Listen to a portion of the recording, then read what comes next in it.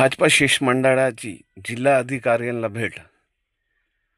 निवेदनाद्वारे नुकसानग्रस्त लोकांनी 5,000ची मदत जाहीर केली होती. ती मदत 25,000 ते 50,000 पर्यंत करावी अशी मागणी शिष्टमंडळाने केली. नागपूरच्या धर्तीवर देणारे PR कार्ड जाहीर केले होते. ते PR कार्ड दिवाळीच्या आधी देऊन गोरगरिबांची दिवाळी गोड करावी अशी मागणी शिष्टमंडळाने जिल्हा अधिकारीकडे निवेदनाद्वारे केली. Bureau report. पूरग्रस्तांना किंवा बाधित लोकांना काय मदत चालली आहे, आपण काय करताय? आज आम्ही जिल्हाधिकारी कार्यालयावर माननीय माजी आमदार कैलासजी गोरंट्याल यांच्या नेतृत्वामध्ये राजेजी राऊत, सिद्धिविनायकजी मुळे आणि आम्ही भारतीय जनता पार्टीचे सर्व पदाधिकारी एक निवेदन देण्यासाठी आलो होतो.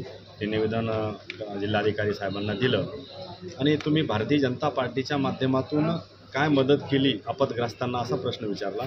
तर निश्चितच ज्या दिवशी अतिवृष्टी झाली तर रात्री आम्ही सर्वसामान्य जनतेच्या त्या नागरिकांच्या घराजवळ गेलो आणि बरेचसा नाला ओसांडून वाहू लागला आणि घरामध्ये पाणी गेलं. कमळा इतक्याला पाणी झालं होतं. दुसऱ्या दिवशी सकाळी सर्वेक्षण केलं आणि जवळपास 2,000 किट गहू, तांदूळ, गोडतेल, हळदी, मीठ जे काही असेल, कैलास सेठ असेल, मी असेल, भारतीय जनता पार्टीच्या माध्यमातून आम्ही शहरातील गोरगरीब लोकांना राहत कशी मिळेल यासाठी कसोशीने त्या ठिकाणी प्रयत्न केले आणि प्रत्येकाच्या घरी जाऊन ती मदत त्या ठिकाणी दिली. दुसरा विषय असा होता की आत्ता जिल्ह्यामध्ये सर्वेक्षणाचं काम चालू झालं.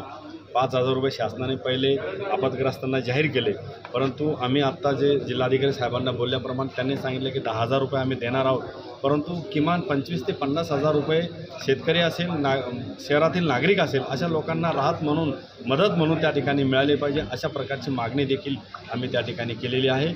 आणि जी काही अतिवृष्टी झाली, जे लोक पंचनाम्यापासून अजूनही वंचित राहिले अशा लोकांचे सरसकट पंचनामे करा. शेतकऱ्यांचे, शहरातील काही दुकानदारांच्या दुकानं वाहून गेलं, साहित्य वाहून गेलं, यांचेसुद्धा पंचनामे करून त्यांना लवकरात लवकर शासनाची मदत व्हावी अशा प्रकारचं निवेदन देण्यासाठी आम्ही सर्वजण या कार्यावर आलो. ओके.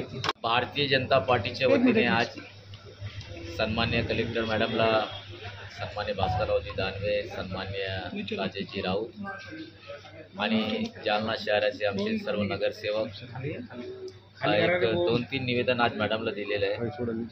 पहिलं निवेदन असं आहे की झोपडपट्टीचे जे PR कार्डबद्दल बावनकुळे साहेबांनी जे प्रेस कॉन्फरन्स घेतला होता, व्हिडिओ कॉन्फरन्स घेतला होता, त्याच्यानंतर आमची बैठक, मी असेल, आबा, राजेश राऊत आहे, अशोक पवार आहे, महावीर ढक्का, आमची एक शिष्टमंडळ त्यांना भेटलो. मग त्याने कलेक्टरच्या नावाने एक पत्र दिलं आणि त्यात असं लिहिलेलं आहे की कलेक्टर जालना, आपण तत्काळ सर्वे करावे. एक निवेदन होता.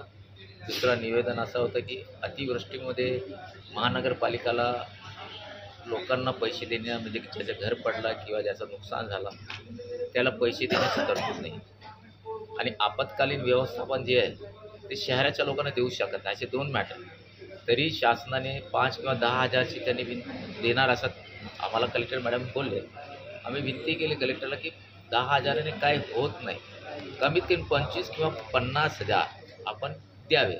त्यांचं बोलणं आहे की आम्ही, तुम्ही जे बोलतात आम्ही शासनाकडे पाठवणार, आपण मुख्यमंत्र्यांना भेटा. सन्मान रावसाहेब दानवे यांची आमचं बोलणं झालेलं आहे, सन्मान्य नारायण कुचेशी बोलणं झालं आहे, सन्मान्य आमदार लोणीकरशी बोलणं झालं आहे आणि आमचे संतोषजी दानवेशी बोलणं झालं. आम्ही सर्व एक शिष्टमंडळ मुख्यमंत्र्यांना भेटणार आहे आणि जालना शहरात आणि जालना ग्रामीणात ज्याचं नुकसान झालं त्याला पैसे जास्त भेटावे याचे मी तरतूद करणार.